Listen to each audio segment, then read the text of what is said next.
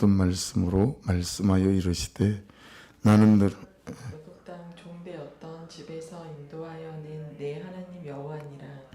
너는 나 외에는 다른 신들을 내게 두지 말라. 너를 위하여 새긴 우상을 만들지 말고 또 위로 하늘에 있는 것이나 아래로 땅에 있는 것이나 땅 아래 물속에 있는 것에 어떤 형상도 만들지 말며 그것들에게 절하지 말며 그것들을 섬기지 말라. 나 내 하나님 여호와는 질투하는 하나님인즉 나를 미워하는 자의 죄를 갚되 아버지로부터 아들에게로 3, 4대까지 이르게 하거니와 나를 사랑하고 내 계명을 지키는 자에게는 천국같이 은혜를 베푸느니라. 너는 내 하나님 여호와의 이름을 망령되게 부르지 말라. 여호와는 그의 이름을 망령되게 부르는 자를 죄 없다 하지 아니하리라. 안식일 거룩하게 지키라. 엿새 동안은 힘써 내 모든 일을 행할 것이나 일곱째 날은 내 하나님 여호와의 안식일인즉 너나 내 아들이나 내 딸이나 내 남종이나 내 여종이나 내 가축이나 내 문 안에 머무는 객이라도 아무 일도 하지 말라. 이는 엿새 동안에 나 여호와가 하늘과 땅과 바다와 그 가운데 모든 것을 만들고 일곱째 날이 쉬었습니다. 그러므로 나 여호와가 안식일을 복되게 하여 그날을 거룩하게 하였느니라. 내 부모를 공경하라. 그리하면 내 하나님 여호와가 내게 준 땅에서 내 생명이 길리라. 살인하지 말라. 간음하지 말라. 도둑질하지 말라. 내 이웃에 대하여 거짓 증거하지 말라. 내 이웃의 집을 탐내지 말라. 내 이웃의 아내나 그의 남종이나 그의 여종이나 그의 소나 그의 낙이나 물은 내 이웃의 소유를 탐내지 말라. 아멘. 1절 보십시오. 하나님이 이 모든 말씀으로 말씀하여 이르시되 저기 혹시 이거 옆에다 누가 갖다 놓으신 분 계세요? 키 오브 더 데이비드 키퍼스 처치라고 되어 있는데 이거 이 선하지 않은 거거든요. 누가 교회를 들어와서 강대상에다 이걸 놓고 간 것 같은데 요즘은 신천지나 이런 이단들이 뭐 면담 신청을 해서 큰 교회 작은 교회 관계없어요. 그래서 이찬수 목사님한테도 신천지가 찾아와가지고 그래서 이찬수 목사님이 야 내가 영역이 되게 떨어지나 보다 나를 얼마나 만만히 봤으면 나를 찾아왔을까 그랬대요. 근데 그 주간에 그 목사님들 세계에서 되게 영성 있고 유명한 목사님을 만났는데 그 목사님한테도 찾아왔더랍니다. 그래서 이게 영성의 문제는 아니구나 이렇게 위안을 받으셨다고. 우리 바로 교회 뭐 건물 몇 개 옆에 신천지 큰 본부가 있었던 적이 있잖아요, 그죠? 코로나 직전에. 근데 이것도 이런 데 특징이 뭐냐면 밝히질 않아요. 어느 단체인지 밝히질 않고 이걸 강대상에 제 앞에 목사 부르고 갖다 놓고 간 거 아니에요? 여러분 중에 없는 거죠? 아유 의심스럽네. 새벽 예배 나오신 분들.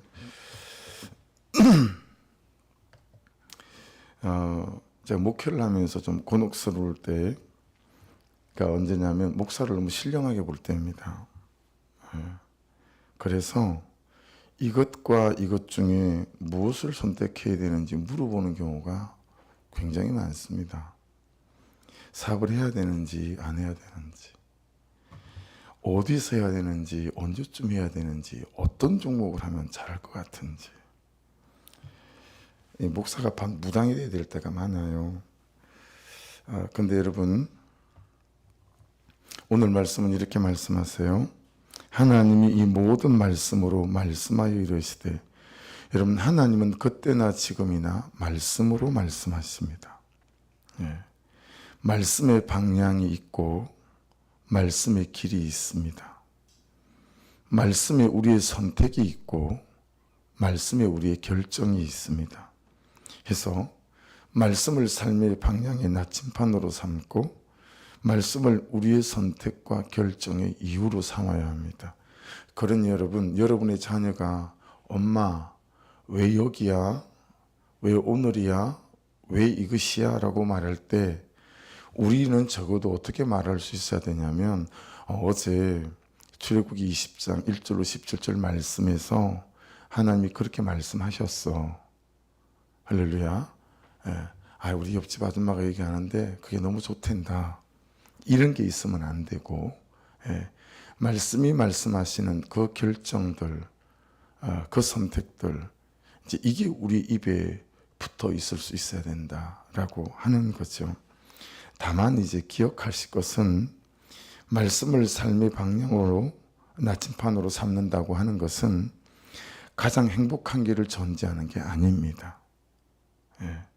내가 낮아지는 방향이니까 안 행복하죠. 내가 받아내는 방향이니까 덜 행복해요. 내가 손해보는 방향일 때가 너무 많고 그 영혼 구원을 위하여 나의 대가 지불을 하는 방향이고요. 나의 구속사를 향한 방향이라는 사실이에요. 그러니 나의 가장 행복한 방향과는 거리가 있을 때가 많아요. 그래서 많은 경우 말씀이 말씀하시는 방향이 내가 손해보는 길이고요. 내가 아파요. 그리고 외로울 때도 있어요. 하지만 그게 내 영혼이 사는 나의 구속사와 연계가 되어져 있고 그를 살리는 구원의 길인 줄로 믿습니다. 네. 그래서 이 말씀의 방향이 나의 방향과 나의 선택과 결정이 돼야 되는데 이게 세상 사람들이 볼 때 내가 볼 때 참 좋아 보이는 길이 아닐 때가 너무 많다라는 거예요. 그럼에도 불구하고 우리가 그 말씀이 말씀하시는 방향을 나의 선택으로 삼아야 된다라고 하는 거죠. 성질도 나고 감정도 상하고 힘이 들지만 말씀이 말씀하시는 방향이 이 하루도 이 새벽에도 여러분의 결정과 선택이 될 수 있기를 주의 이름으로 축복합니다. 언제까지일지 모르나 여전히 바다가 되어 낮아져 살고 받아내고 살기 위해 몸부림치는 여러분들을 격려합니다. 막다른 골목처럼 보이는 길은 현실일수록 홍해처럼 열리는 살아계신 하나님을 경험해가는 은혜가 있을 줄로 믿습니다. 2절을 보십시오. 나는 너를 애굽 땅 종되었던 집에서 인도하여 낸 내 하나님 여호와니라. 자, 명백한 하나님의 자기 고백이 무엇입니까? 하나님의 자기 고백. 나를 살리시겠다고, 나를 자유케 하시겠다고, 나를 사람답게 살게 하시겠다고 나를 인도하시는 하나님이라는 것입니다. 할렐루야. 어제 중고등부 아이들과 목장을 하면서 물었어요. 야, 니들이 불태워야 할 삶의 방식은 뭐냐? 오늘 말씀 들은 것처럼 5만 양이나 되는 그는 마술책을 불태웠잖니. 근데 그게 내 삶의 방식의 책을 불태운 거라고 얘기했지. 5만 양이면 50억이고 25만 건이고 에베소 사람 25만 명인데 그 한 사람 한 사람이 자기 삶의 방식을 불태운 것과 같다. 너는 너의 삶의 방식에 어떤 걸 불태우고 싶니? 라고 물었더니 전부가 게임이었어요. 그리고 고등학교 학생 하나는 SNS였어요. 근데 게임을 11시간을 한다는 거예요. 그건 하루에 반이잖아요. 5시간, 4시간, 6시간은 기본이에요. 하루에 2시간이 짧게 하는 거고. 김정태 목사님이 말씀하셨던 것처럼. 또 한 친구는 SNS를 하는데 손에서 핸드폰을 놓질 않아요. 샤워할 때, 축구할 때, 이럴 때를 빼고는 그냥 계속 핸드폰 들고 SNS를 보는 거예요. 그래서 스스로 목사님 저는 SNS 중독인 것 같아요. 이거 어떻게 하죠? 이렇게 자기 고백을 했었어요. 여러분, 우리는 어떻습니까? 여러분은 무엇이 나를 종 삼고 있습니까? 나는 무엇의 종으로 살아가고 있었습니까? 그것이 무엇이든 하나님은 우리를 그 죄의 종에서 자유케 하실 수 있습니다. 그래서 제가 아이들에게 그랬어요. 야, 그래. 나도 목사님도 이 부분에 되게 많은 지식과 방법이 있지만 목사님 말하면 또 꼰대 같지 않니? 그러니까 이 전문가를 찾아서 다시 한번 우리 소그룹으로 상담을 좀 하자. 근데 있잖니, 목사님이 그는 많은 전문가들을 만나봤는데, 여러분 정말 제가 그런 전문가들과 협업을 많이 해봤거든요. 이 사람들이 정말 과학적 지식과 아이들이 그렇구나 할 만한 모든 지식을 공급해도 아이들이 안 변하더래요. 그래서 목사님, 결정적으로 마지막은 영적인 문제인 것 같아요. 그러니 마지막에 시간은 목사님이 기도 인도를 해주셔서 기도회를 통해서 아이들에게 영적인 은혜의 힘을 공급해 주지 않으면 이거 목사님 무용지물이라는 거 우리 수년 동안 해보고 우리의 결론입니다. 그래서 자기들만으로 절대 안 된대요. 강의나 세미나로.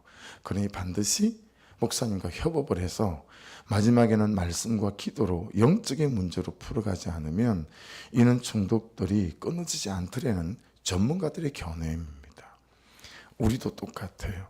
여러분은 무엇의 종으로 살고 계신지 말하지 않지만 오픈하지 못한 것 가운데서 여러분이 종으로 살고 있는 여러분의 주인된 어떤 것들이 있을 수 있다는 얘기죠. 그것이 무엇이든 여러분 이게 영적인 문제고요. 결국은 하나님의 은혜의 힘이 있어야 풀어내고 끊어낼 수 있는 힘이 생길 줄로 믿습니다. 애굽 땅은 그래서 우리가 그것의 종으로 살아온 우리의 세월이고 시간이고요. 종되었던 집, 이건 뭘까요? 우리가 그 죄의 종으로 굳어진 삶의 방식이고 습관이고 태도인 거예요. 자기도 자기 삶을 보며 목사님 저 아무래도 SNS 중독 같아요. 손에서 놓을 수가 없어요. 라고 고백하는 것처럼 종되었던 집이라는 뜻은 우리가 그 죄의 종으로 굳어진 삶의 방식 그리고 습관, 태도인 거죠. 이런 것들을 여러분 말씀 안에서 내 삶을 잘 살피셔서 우리의 삶의 방식이나 습관과 태도들이 하나님 보시기에 합당하고 말씀이 말씀하시는 방향으로 개선되고 개혁되어지고 회개하고 자복하고 돌이키고 끊어내는 은혜의 역사들이 있기를 주의 이름으로 축복합니다. 어떤 것은 하루아침에 단박에 끊어지는 역사도 있어요. 제 경험으로도 그냥 그분의 은혜가 그냥 어제까지 했는데 오늘 아침부터 안 하게 만드는 그런 놀라운 은혜들을 저도 경험한 것들이 많이 있죠. 하지만 어떤 것은 매일매일 싸워야 합니다.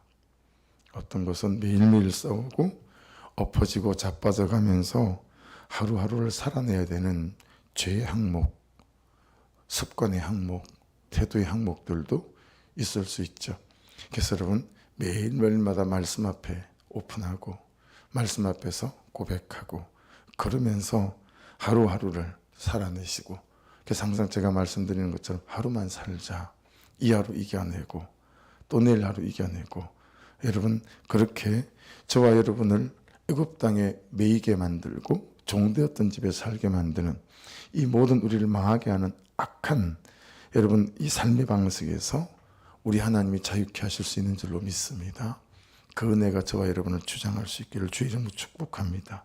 그러니 다윗의 고백을 통해서 알 수 있던 무엇이든 어떤 것이든 전쟁은 여호와께 속한 것입니다. 그래서 다윗의 고백 사무엘상 17장 4절 또 여호와의 구원하심이 칼과 창에 있지 아니함을 이 무리에게 알게 하리라. 전쟁은 여호와께 속한 것인즉 그가 너희를 우리 손에 넘기시리라. 할렐루야. 어떤 골리앗 같은 문제도 넘기실 줄로 믿습니다. 역대하 20장 15절에도 이와 비슷한 말씀이 있어요. 야시엘이 이제 선지자죠. 이르되 온 유다와 예루살렘 주민과 여호사밧 왕이여 들을지어다. 여호와께서 이같이 너희에게 말씀하시기를 너희는 이 큰 무리로 말미암아 두려워하거나 놀라지 말라. 이 전쟁은 너희에게 속한 것이 아니요 하나님께 속한 것이니라 말씀하십니다. 여러분 하나님으로부터 공급되어오는 은혜의 힘으로 이 모든 전쟁에서 날마다 싸우고 이기는 은혜가 있기를 바랍니다. 그리고 이제 그 나침판으로 주신 말씀이 이 삶의 전쟁을 이기게 하시는 구체적인 하나님의 방식과 방법과 길이라고 이제 우리에게 말씀하시는 거거든요. 그래서 3절부터의 말씀은 여러분 부담이 아니고 내가 사는 길이에요. 할렐루야. 내가 이기는 길이고요. 그렇게 내가 살아나 그를 살리는 길. 그것이 3절부터의 말씀입니다. 3절부터 11절까지는 여러분 큐티책에도 뭐라고 적혀 있습니까? 단락이 하나님에 대한 계명, 하나님에 대한 계명이니까 이거는 1계명부터 4계명까지죠. 1계명부터 4계명까지가 하나님에 대한 계명이에요. 그리고 이제 그 다음은 사람에 대한 계명이 나오고, 사람에 대한 계명의 제일 첫째 계명이 뭐죠?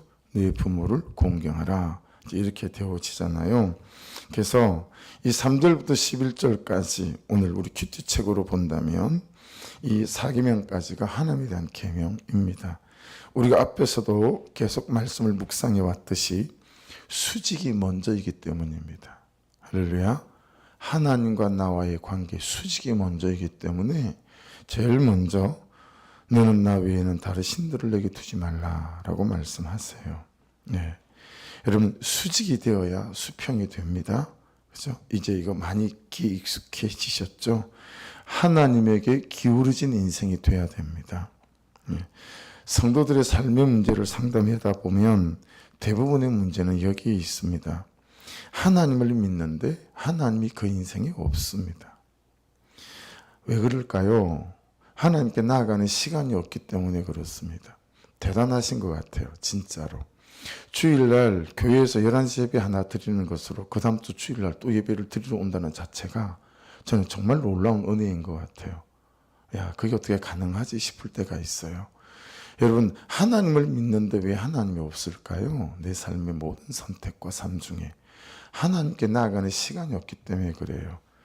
여러분 신앙은 관계입니다. 신앙은 하나님과의 인격적인 관계입니다. 예. 하나님 그분을 만나는 시간이 필요하고 하나님 그분과 교제하는 시간이 필요합니다. 하나님 그분과 만나는 공간이 필요하죠. 그런데 그것 없는 신앙생활을 신앙생활이라고 말합니다. 그것이 없는 것을 신앙생활이라고 말 붙이는 게 이게 참 옳지 않다. 예. 모든 것은 그 다음입니다. 만 가지가 그 다음입니다. 이것부터고 여기서부터 해야 한다. 그것은 내가 하나님의 것이 되고 하나님이 내 아버지가 되는 것이죠. 그래서 제가 성령 충만을 항상 그렇게 해석하여 말씀드리지 않습니까? 성령 충만, 은혜 충만은, 믿음 충만은 뭐죠? 살아계신 하나님이 살아계신 하나님으로 여기 내 심장 속에 살아계신 거. 네, 이게 성령 충만 아니겠어요? 그래야 삶 속에서 하나님의 말씀대로 선택하고 결정하는, 살아가는 이유가 되지 않겠느냐라는 거죠. 그래서 3절부터 11절까지를 여러분 쭉 보시면 여러분 이미 아시는 말씀이지만 이 아침에 얼핏 읽으시면서 어떤 게 좀 와닿으시죠? 여러분 3절에서 11절까지의 말씀에 있어서 가장 큰 것은 뭐냐면 우상의 문제입니다. 우상의 문제. 3절도 보세요. 너는 나 외에는 다른 신들을 내게 두지 말라라고 말씀하시죠. 그리고 부연 설명하세요. 너를 위하여 새긴 우상을 너를 위하여 밑줄입니다. 너를 위하여 새긴 우상을 만들지 말고 또 위로 하늘에 있는 것이나 아래로 땅에 있는 것이나 땅 아래 물속에 있는 것을 어떤 형상도 만들지 말고 5절도 우상에 대한 얘기죠. 그것들에게 절하지 말고 그것들을 섬기지 말아라. 여러분 말씀 이 4계명까지의 말씀에서 가장 핵심적인 건 우상에 대한 얘기들이 계속 나와요. 우상의 문제. 5절도 우상에 대한 얘기고 8절에 안식일을 거룩히 지키지 않는 것도 우상 때문이죠. 어떤 형태든 여행을 가는 것이든 그죠? 돈을 버는 것이든 그죠? 말씀이 말씀하시는 대로 우리가 말씀을 보자고요. 우상의 문제. 10절에 안식일에 일을 하는 이유도 그럴 수 있죠. 11절에 안식을 지키지 않는 이유도 그럴 수 있죠. 예. 여러분 그러므로 3절의 말씀처럼 내 안에 있고 내 삶에 있는 이 다른 신들, 이 다른 신들을 아헤르 엘로힘이라고 하는데 이걸 찾아내야 된다. 내 안에 하나님 말고 다른 신, 우상 이거 찾아내야 된다. 내게 있는 다른 신은 무엇인가? 자, 여기서 여러분 우리가 정말 정직하고 진실하고 예리하게 우리를 살펴야 하는 지점이 있어요.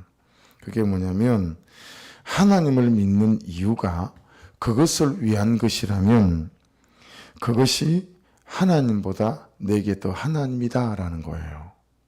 이 말 이해하시겠죠? 예. 자, 예를 들면 행복을 위해서 하나님을 믿는다면 행복이 나의 진짜 하나님이니 행복이 우상이에요.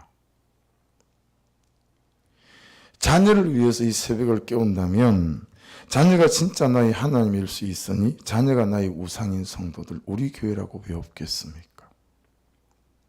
자녀가 우상이에요. 아들이 우상이고 딸이 우상이에요. 자녀를 위해서 여러분 형통한 삶, 돈이 많은 삶을 위해 하나님이 필요하다면 형통한 삶이 진짜 나의 하나님이 그죠?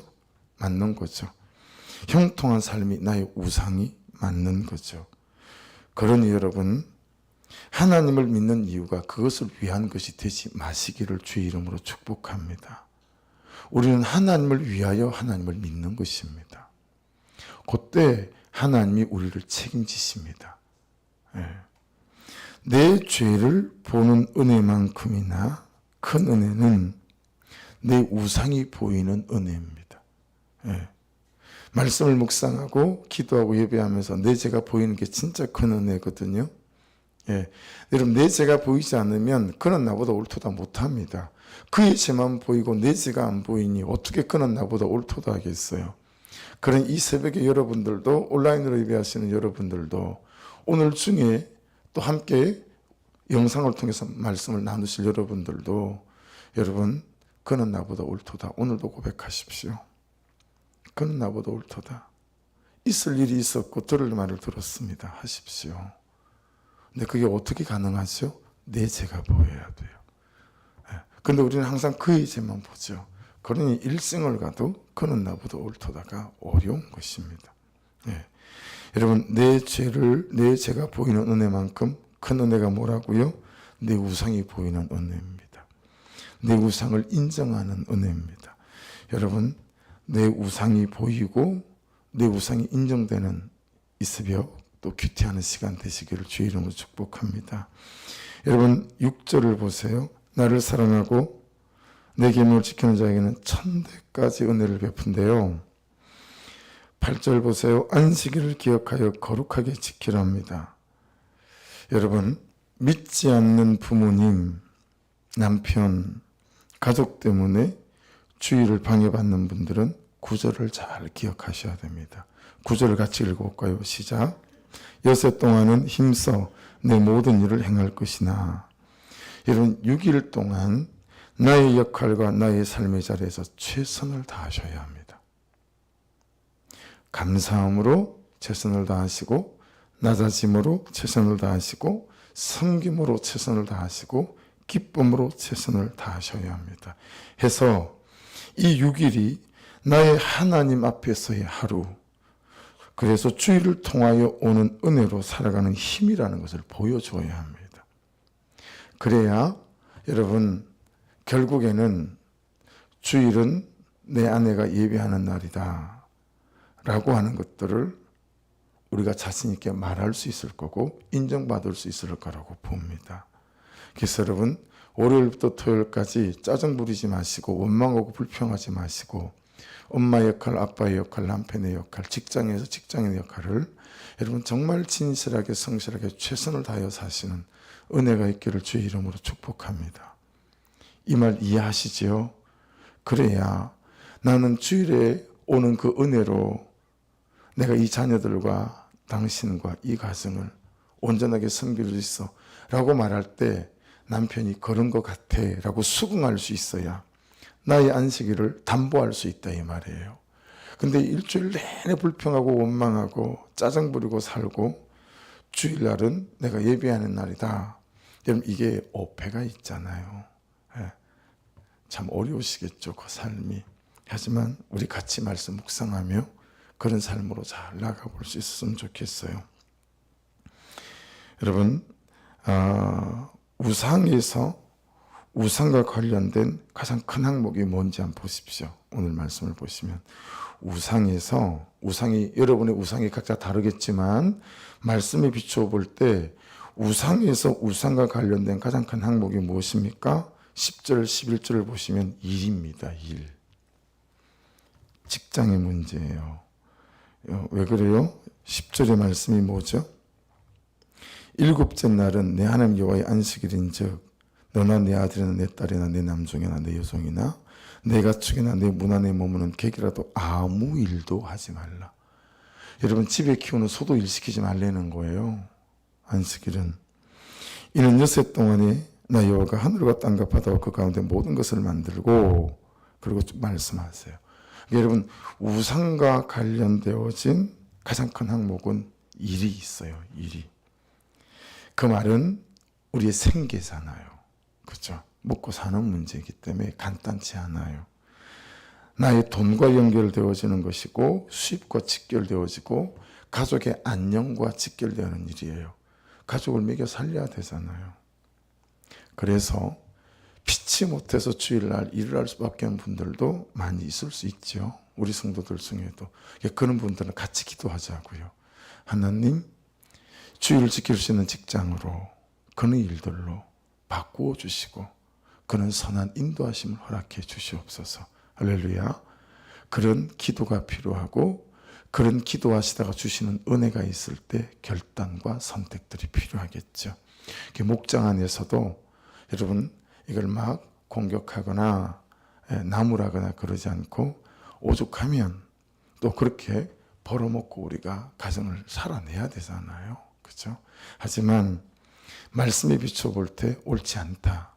이 일이 우상이 되고 직장이 우상이 될 수 있다라는 것에 말씀이 말씀하시는 바 그대로 그래서 직장을 위해서 기도하셔서 주의를 지킬 수 있는 직장으로 옮겨달라고 기도하며 또 은혜가 주어질 때 그런 선택과 결정들이 저와 여러분에게 있을 수 있기를 주의 이름으로 축복합니다.